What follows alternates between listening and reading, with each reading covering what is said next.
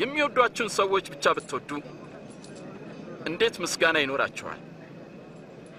ኃጢአተኞችም እንኳን የሚወዷቸውን ይወዳሉ። መልካም ለሚያደርጉላችሁ ብቻ መልካም ብታደርጉ እንዴት ምስጋና ይኖራችኋል? ኃጢአተኞችም ያደርጋሉ። እንዴት ይነካታል! እንዴት ያናግራታል! አጸያፊ ነው።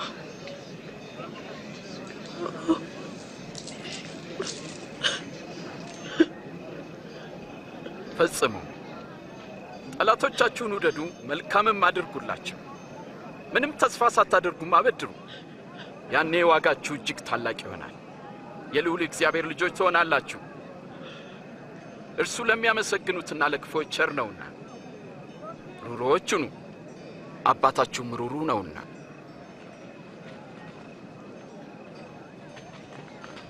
ኢየሱስ ሆይ አድነን። እንዳይፈረድባችሁ እናንተም አትፍረዱ። እንዳትኮነኑ እናንተም ማንንም አትኮንኑ። ይቅር በሉ፣ እናንተም ይቅር ትባላላችሁ። ጌታ ሆይ መንገድህን አሳየን።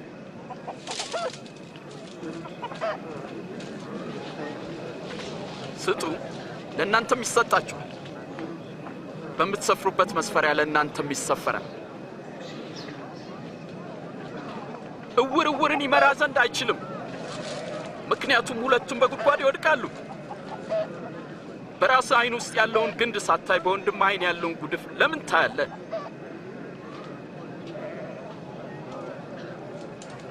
ጌታ ሆይ ምራን። ጌታ ሆይ አንተን እንሻለን። የተሸከመች ማህፀንና የጠባቸው ጡቶች እንዴት ብፁዓን ናቸው!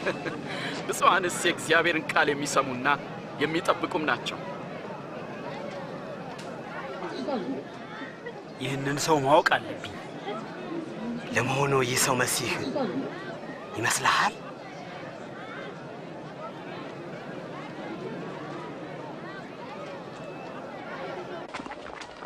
አንድ ፈሪሳዊም ኢየሱስን ራት ይበላ ዘንድ ጋበዘው። እሱም ፈቅዶ በቤቱ ገብቶ ተቀመጠ። ልጆች ወደዚያ ሄዱና ተጫወቱ። ትሰሙኛላችሁ? ሂዱ። ልጆች ተንኮልና ጥፋት ይወዳሉ። ደሞ እዚህ ምን ትሰራለች?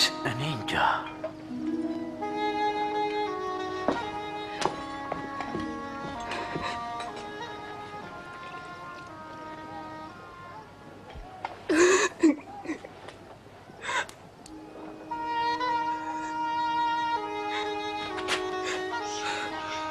ምን ታደርጋለች?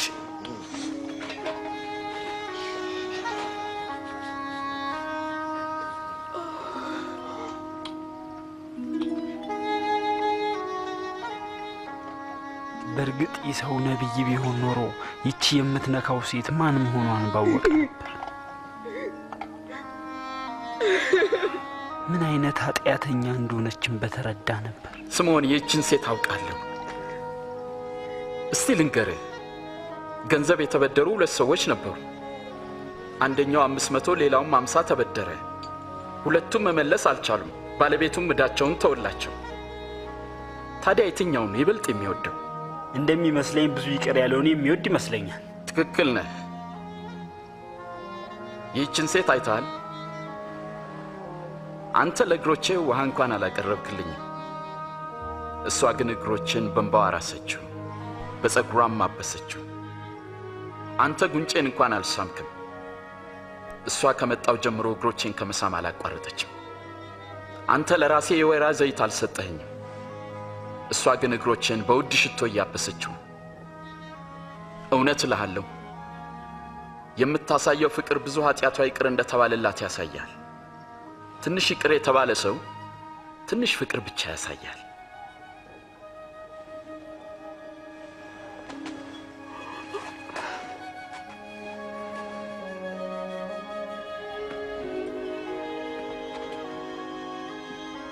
ልጄ ሆይ ኃጢአትሽ ተሰርዮልሻል፣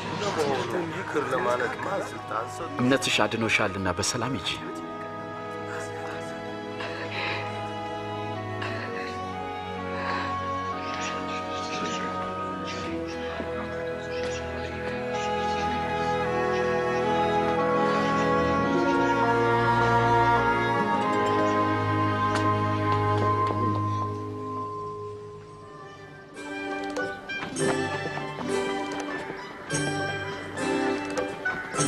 ከዚህም በኋላ ኢየሱስ እየሰበከና ስለ እግዚአብሔር መንግሥት የምሥራች እየተናገረ ነበር።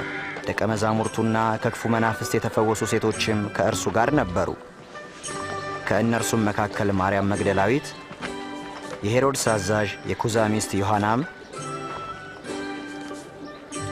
ሶስና።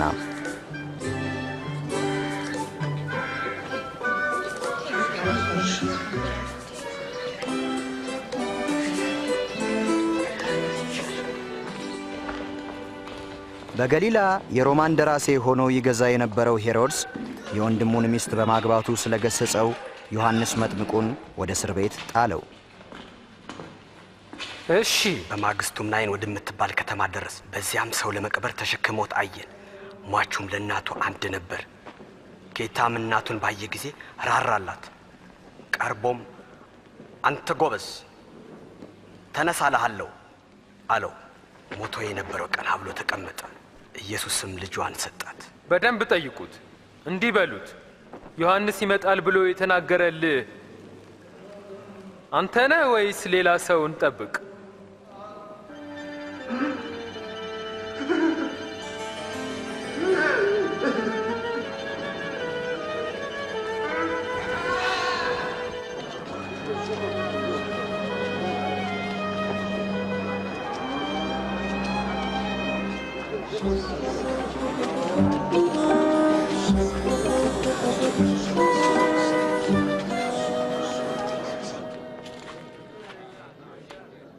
ጌታ ሆይ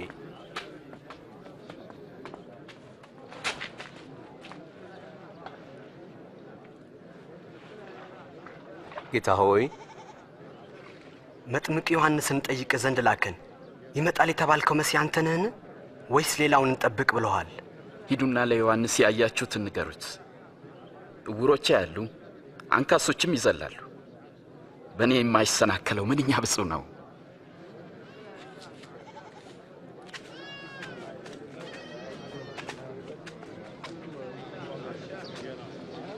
ወደ ላይ አንሳኝ።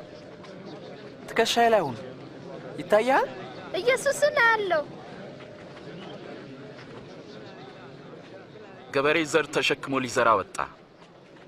ሲዘራም አንዳንዱ ዘር በመንገድ ዳር ወደቀ፣ ተረገጠም። የሰማይ ወፎችም መጥተው በሉት። ሌላውም ዘር በዓለት ላይ ወደቀ። የተዘራውም ዘር በበቀለ ጊዜ መሬቱ እርጥበት ስላልነበረው ደረቀ። ሌላውም ዘር በእሾህ መካከል ወደቀ። እሾህም ከዘሩ ጋር አብሮት በቀለ፣ ከዚያም አነቀው። ሌላውም ዘር በመልካም መሬት ላይ ወደቀ። በበቀለ ጊዜም እጅግ መልካም ሆነ። አንዳንዱም 100 እጥፍ አፈራ። ጌታ ሆይ፣ ሕዝብ በሚሰበሰቡበት ጊዜ ሁሉ በምሳሌ የምትናገረው ስለምንድን ነው? ለእናንተ የእግዚአብሔርን መንግሥት ሥልጣን ማወቅ ተሰጥቷቸዋል። ለሌሎቹ ግን የግድ በምሳሌ ይነገራቸዋል። ምክንያቱም እያዩ ስለማያዩ እየሰሙ ስለማያስተውሉ ነው።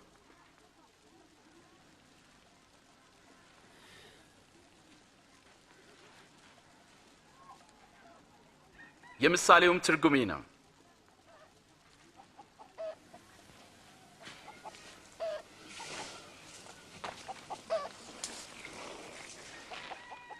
ዘሩ የእግዚአብሔር ቃል ነው።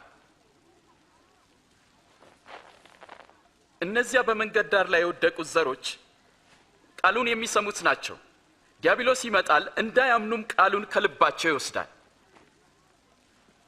በዓለት ላይ የወደቁት ዘሮች ቃሉን ሲሰሙ በደስታ የሚቀበሉት ሰዎች ናቸው። ሆኖም ስር የላቸውም። የሚያምኑትም ለጊዜው ነው። ፈተና በመጣ ጊዜ ግን ፈርተው ይክዳሉ። እነዚያ በእሾህ መካከል የወደቁት ቃሉን የሚሰሙት ናቸው፣ ግን ስለ ራሳቸው በማሰብ በባለጠግነታቸውና በምቾታቸው ይታነቃሉ። ስለዚህ ሙሉ ፍሬ አያፈሩም። በመልካም መሬት ላይ የወደቁት ደግሞ እነርሱ በመልካምና በጎ ልብ የቃሉን መልእክት ሰምተው የሚጠብቁት ናቸው። በምድርም ሙሉ ፍሬን የሚያፈሩ ናቸው።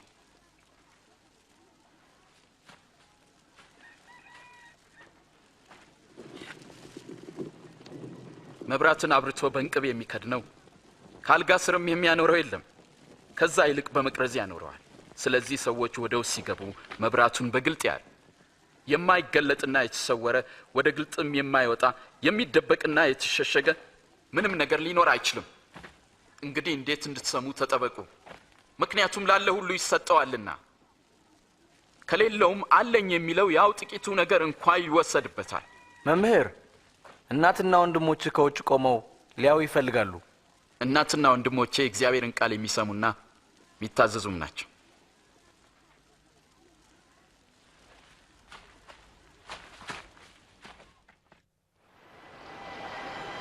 ከዕለታቱም በአንዱ ኢየሱስ ከደቀ መዛሙርቱ ጋር ወደ ታንኳ ገብቶ ወደ ማዶ እንሻገር አላቸው። እነርሱም ተነሱ፣ ሲሄዱም ሳለ እርሱ አንቀላፋ።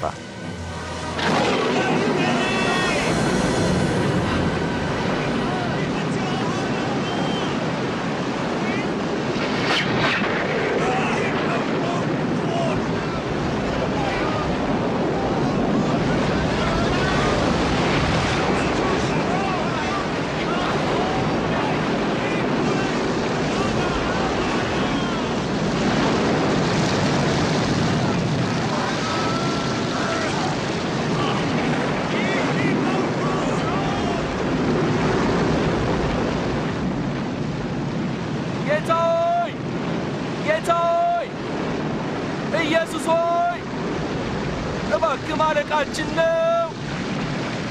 ማዕበሉ እያናወጠን ነው። ጠፋን። ጌታ ሆይ አድነን።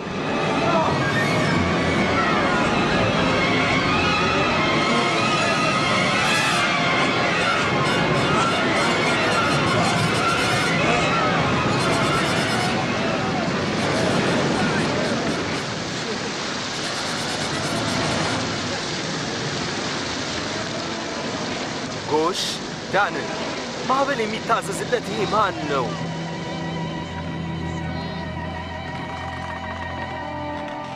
እምነታችሁ ወዴት አለ?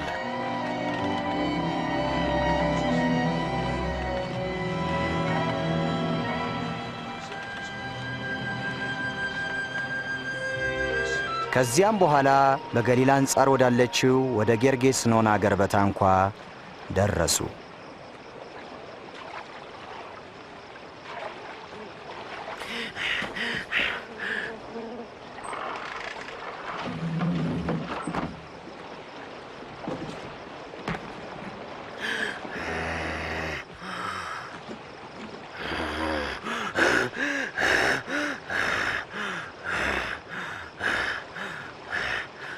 ኢየሱስ ሆይ የልዑል እግዚአብሔር ልጅ ሆይ እኔ ካንተ ጋር ምን አለኝ? እባክህ አታሰቃይ። ማን ትባላለህ?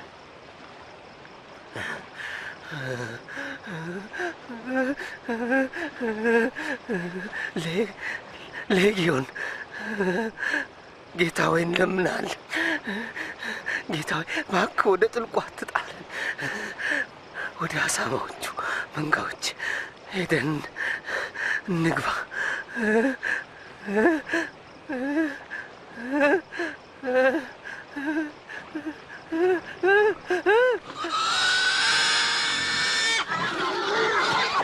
ኤይ ተመለሱ! ቁም!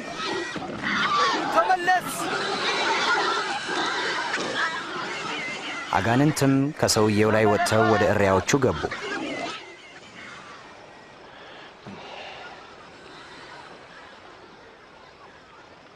ከዚህ ሂድልን! ሂድ፣ አንፈልግህም! ተወን! ከዚህ ቦታ ሂድልን! ሂድ፣ ጥፋ! ሂድ፣ ከዚህ ቦታ ጥፋ! ወደምትሄድበት ሁሉ እከተልሃለሁ። እባክህ ካንተ ጋር ልምጣ። ቤቴ ሄደ እግዚአብሔር ያደረገልህን ተናገር።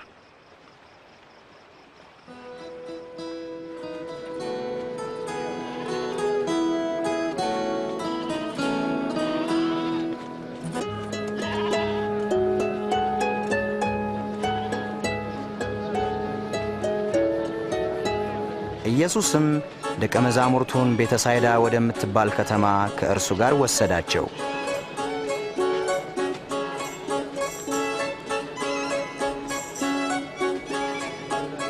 ሕዝቡም ስለ እርሱ ስላወቁ በብዛት ተከተሉት።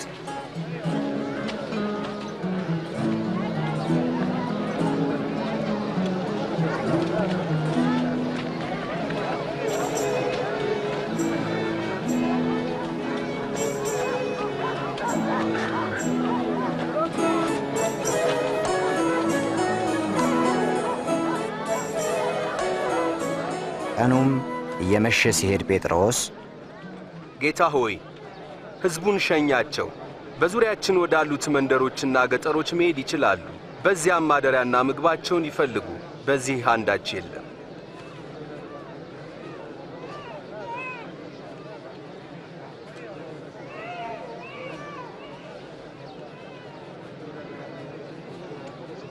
እናንተ የሚበሉትን ስጧቸው። ያለን 5 ዳቦና 2 ዓሣ ብቻ እኮ ነው።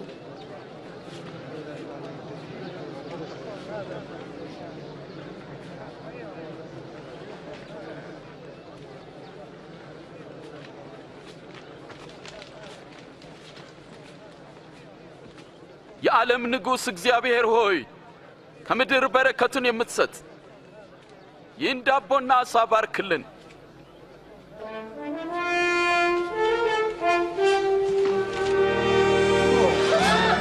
ይገርማል። ድንቅ ነው።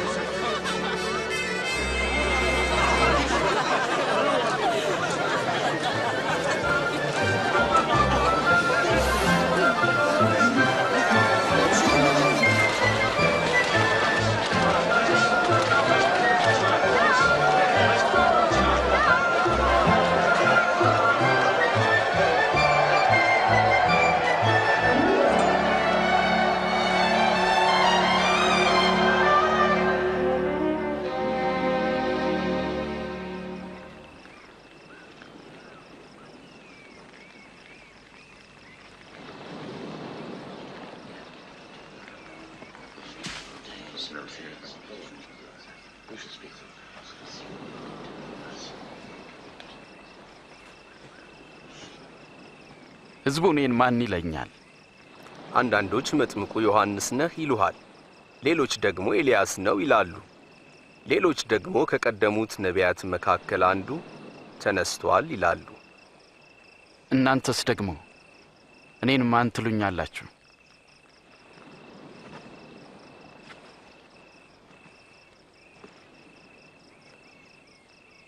አንተ ክርስቶስ ነህ።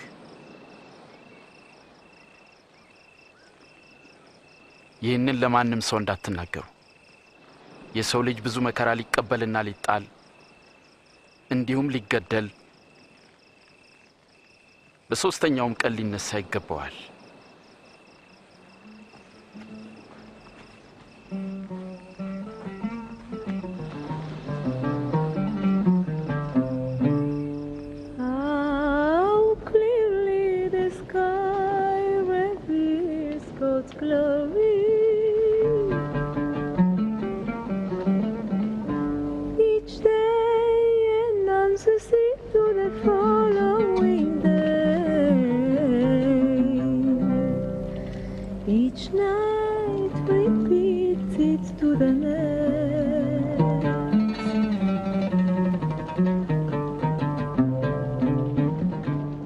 ከናንተ የሚከተለኝ ይኖራል። ጌታ ሆይ እኔ እከተልሃለሁ፣ ግን አስቀድሜ ሄጄ ቤተሰቦቼ ልሰናበት።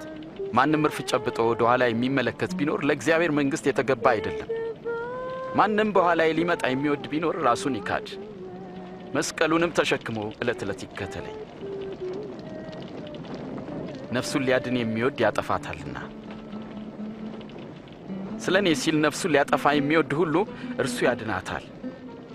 ሰው ዓለምን ሁሉ ቢያተርፍ ነፍሱን ግን ቢያጎድል ምን ይጠቅመዋል? ማንም በእኔና በቃሌ የሚያፍር ቢኖር የሰው ልጅ በታላቅ ክብሩ ከሰማይ በተገለጠ ጊዜ በአባቱና በመላእክት ፊት ያፍርበታል።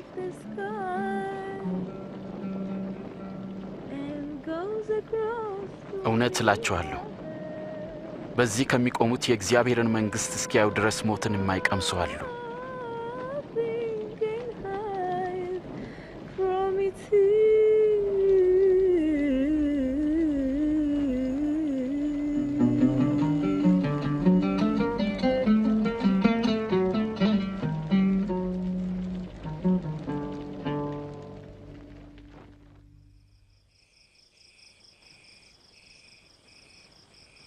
ከዚያም ኢየሱስ ዮሐንስን ያዕቆብንና ጴጥሮስን ይዞ ይጸልይ ዘንድ ወደ ተራራ ወጣ።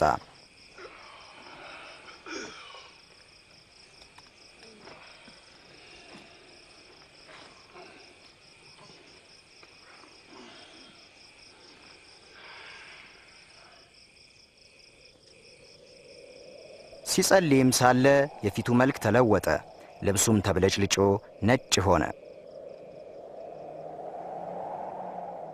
ወዲያውኑ እነሆም ሁለት ሰዎች እነርሱም ሙሴና ኤልያስ ከሰማይ በክብር መጥተው ይነጋገሩ ነበር። የእግዚአብሔርን ዓላማ ትፈጽማለህ፣ በኢየሩሳሌም ትሞታለህ።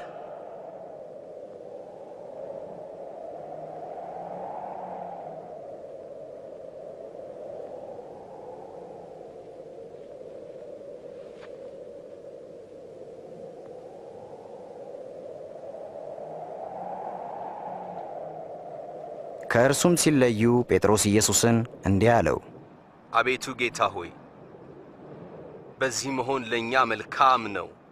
3 ድንኳኖችን እንሰራለን፣ አንድ ላንተ፣ ይህንንም ሲናገር ደመና መጣና ጋረዳቸው። ወደ ደመናውም ሲገቡ ሳሉ ፈሩ።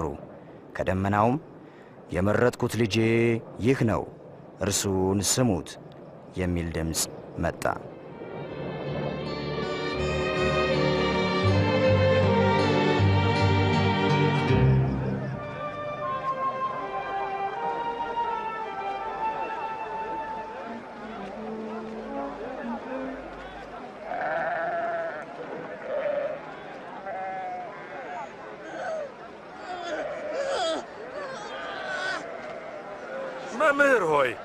መምህር ሆይ ልጄን እንታይ ልለምንሃለሁ።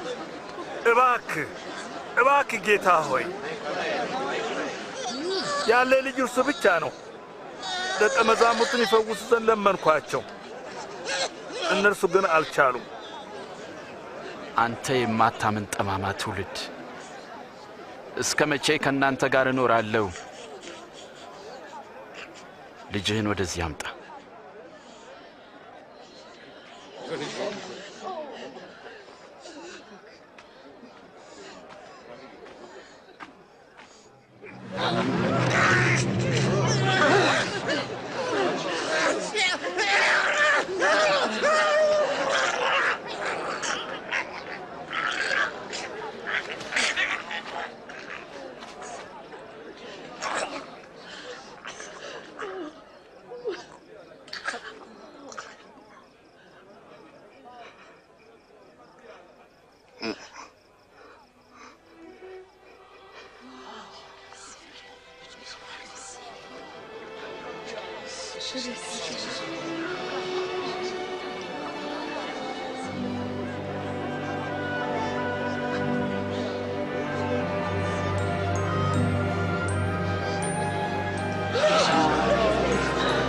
ፊቱ እንኳን ሳይቀር ተፈወሰ። እንዴት ይገርማል!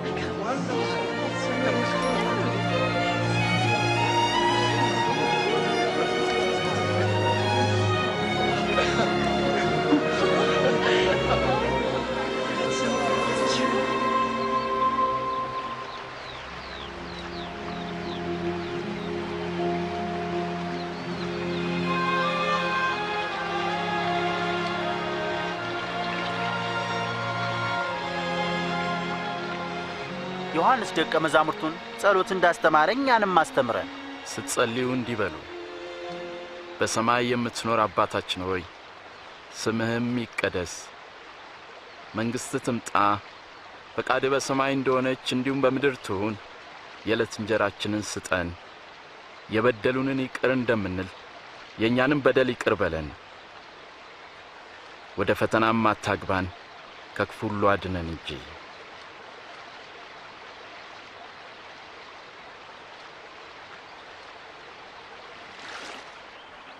ለምኑ ይሰጣችሁማል፣ ፈልጉ ታገኙማላችሁ፣ መዝጊያን አንኳኩ ይከፈትላችሁማል።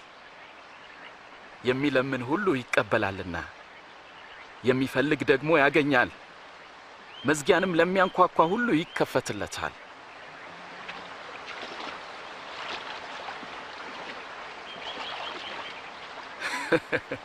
አባት ከሆናችሁ ከናንተ ከማናችሁም ልጁ አሳ ቢለምነው እባብን እንቁላል ቢለምነው ጊንጥን ይሰጠዋልን? ታዲያ ክፉዎች ሆናችሁ ለልጆቻችሁ መልካም መስጠትን ካወቃችሁ በሰማይ ያለው አባት ለሚለምኑት እንዴት አብልጦ መንፈስ ቅዱስን አይሰጣቸውም? እውነት እላችኋለሁ ለነፍሳችሁ ስለምትበሉት ነገር አታስቡ፣ ለሰውነታችሁ ስለምትለብሱት ነገር አትጨነቁ። ነፍስ ከመብል ሰውነትም ደግሞ ከልብስ ይበልጣል። ቁራዎችን ተመልከቱ፣ አይዘሩም አያጭዱምም፣ ዕቃ ቤት ወይም ጎተራ የላቸውም፣ እግዚአብሔር ይመግባቸዋል። ታዲያ እናንተስ ከወፎች አትበልጡምን?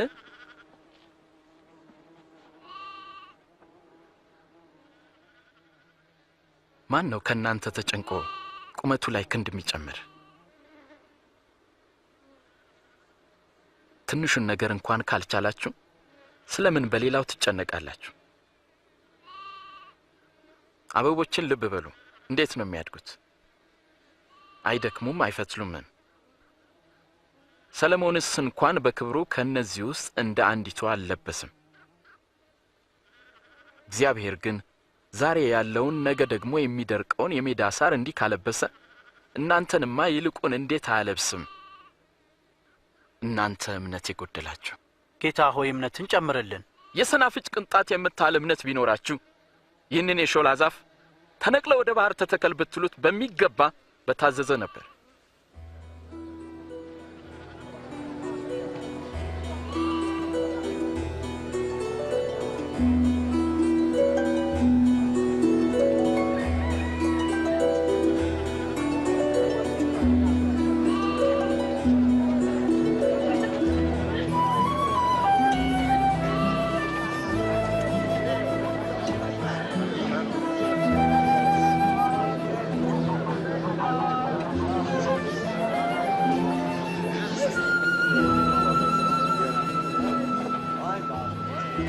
መሰናክል ግድ ሳይመጣ አይቀርም። መሰናክሉን ለሚያመጣው ወዮለት። ስለዚህ ከነዚህ ከታናናሾቹ አንዱን ከሚያሰናክል ይልቅ የወፍጮ ድንጋይ ባንገቱ ታስሮ ወደ ባህር ቢጣል ይሻላል። የእግዚአብሔር መንግስት ምን ትመስላለች? እንዲህ ያለች ናት። ሰው በአትክልቱ ውስጥ የጣላትን የስናፍጭ ዘር ትመስላለች። ዘሯም አደገች፣ ታላቅም ዛፍ ሆነች። የሰማይ ወፎችን በቅርንጫፎቿ አሰፈሩ። ስለምን እንደሚናገር አልገባኝም። ስለምን ከቀራጮችና ከኃጢአተኞች ጋር አብረህ ትበላለህ? ጤነኞች ሐኪም አያስፈልጋቸውም፣ ህመምተኞች ግን ያሻቸዋል። ጻድቃንን ወደ ንስሐ ልጠራ አልመጣሁም፣ ኃጢአተኞችን እንጂ።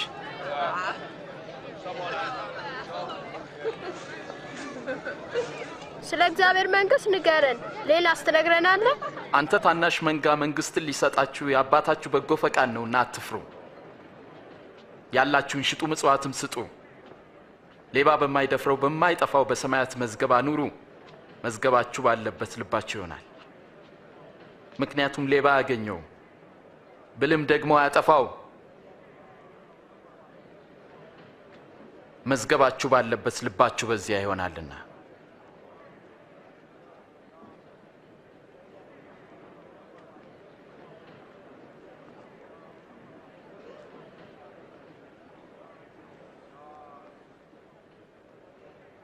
አንቺ ሴት ከያዘሽ ደዌ ተፈውሰሻል።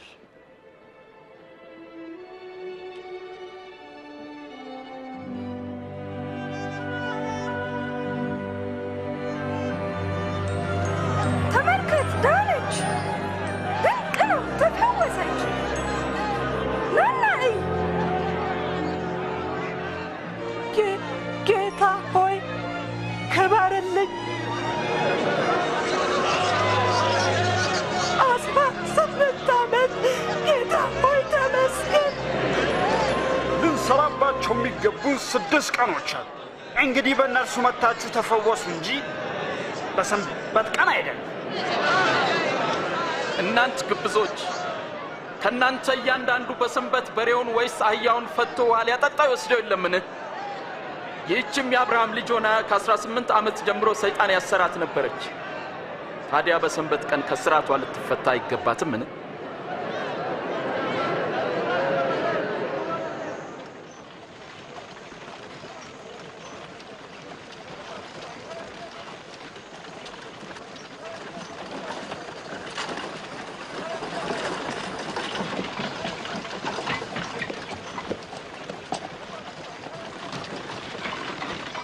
ቸር መምህር ሆይ የዘላለም ሕይወት እንዳገኝ ምን ማድረግ አለብኝ? ስለምን ቸር ትለኛለህ? ከአንዱ ከእግዚአብሔር በቀር ቸር ማንም የለም። ትእዛዙን አንተ ታውቃለህ። ፈጽሞ አታመንዝር፣ እንዲሁም አትግደል፣ ደግሞም በሐሰት አትመስክር፣ እናትና አባትህንም አክብር። ይህን ሁሉ ሕግና ሥርዓት ከሕፃንነቴ ጀምሮ ጠብቄአለሁ። አሁንም አንዲት ነገር ገና ቀርታለች። ያለህን ሁሉ ሸጠ ለድሆች ስጥ፣ በሰማይም መዝገብ ታገኛለህ። መተህም ተከተለኝ። ታዲያ እኛ ነጋዴዎች ነን፣ ሀብታሞችም ነን። ለባለጠጋው ወደ እግዚአብሔር መንግሥት መግባት እንዴት ጭንቅ ነው! ባለጠጋ ወደ እግዚአብሔር መንግሥት ከሚገባ ይልቅ ግመል በመርፌ ቀዳዳ ቢያልፍ ይቀላል። ታዲያ ማን ሊድን ይችላል?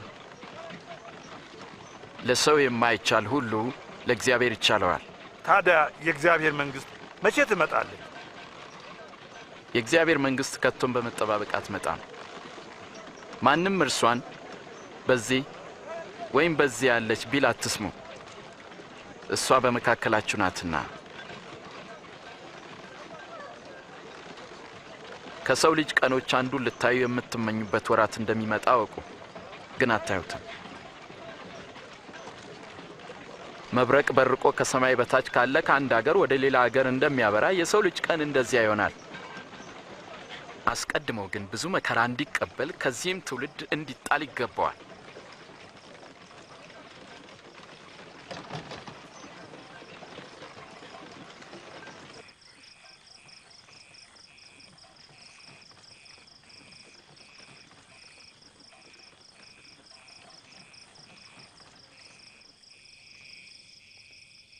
ነገር ግን ከሕግ አንዲት ነጥብ ከምትወድቅ ይልቅ ሰማይና ምድር ቢያልፍ ይቀላል እላችኋለሁና እናንተ የምታዩትን ብዙዎች ነቢያትና ነገሥታት ሊያዩ ወደዱ አላዩም፣ የምትሰሙትን ሊሰሙ ወደው አልሰሙም። ምን እናድርግ? በሕግ የተጻፈው ምንድን ነው? እንዴትስ ታነበዋለህ? ጌታ አምላክህን በፍጹም ልብ፣ በፍጹም ነፍስ፣ በፍጹም ኃይል ሐሳብህም ውደድ፣ ባልንጀራንም እንደ ራስ አድርገህ ውደድ። ትክክል ነህ። ሕግም ፈጽም፣ በሕይወትም ትኖራለህ። ጎረቤቴ ማን ነው? መቼም እነዚያ ወታደሮች አይሆኑም። ቄሳርስ ቢሆን? አንድ ጊዜ አንድ ሰው ከኢየሩሳሌም ወደ ኢያሪኮ ወረደ፣ በወንበዴዎች እጅ ወደቀ። እነሱም ገፈፉት፣ ደበደቡትም፣ በሕይወትና በሞት መካከል ትተውት ሄዱ። ድንገትም አንድ ካህን በዚያ መንገድ ወረደ፣ አይቶትም ገለል ብሎ አለፈ። እንዲሁም ደግሞ አንድ ሌዋዊ ወደዚያ ስፍራ መጣና አይቶት ገለል ብሎ አለፈ። አንድ ሳምራዊ ግን ሲሄድ ወደ እርሱ መጣ፣ አይቶትም ልቡ በሐዘን ተነካ። ቀርቦም ዘይትና የወይን ጠጅ በቁስሎቹ ላይ አፍስሶ አሰራቸው። ከዚያም በእርሱ አህያ ላይ አስቀምጦት ወደ እንግዶች ማደሪያ ወሰደው፣ አስታመመውም። በማግስቱም 2 ዲናር አውጥቶ ለባለቤቱ ሰጠና እርዳው፣ ከዚህም በላይ የምትከስረውን ሁሉ እኔ ስመለስ እከፍልሃለሁ አለው። እንግዲህ ከነዚህ ከሶስቱ በወንበዴዎች ለወደቀው ባልንጀራ የሆነው ማን ነው? ደግ የሰራለት ሰው ነው። እናንተም እንዲሁ አድርጉ። ሕፃናትን ወደ እኔ ይመጡ ዘንድ አትከልክሏቸው፣ የእግዚአብሔር መንግሥት እንደነዚህ ላሉት ናትና። እውነት እላችኋለሁ የእግዚአብሔርን መንግሥት እንደ ሕፃናት የማይቀበላት ሁሉ ከቶም ወደ እርሷ አይገባባትም። ማንም እነዚህን ሕፃናት በስሜ የሚቀበል እኔን ይቀበላል፣ ማንም እኔን የሚቀበል የላከኝንም ይቀበላል። ከእናንተ ታናሽ የሆነ ከሁሉም ታላቅ ይሆናል።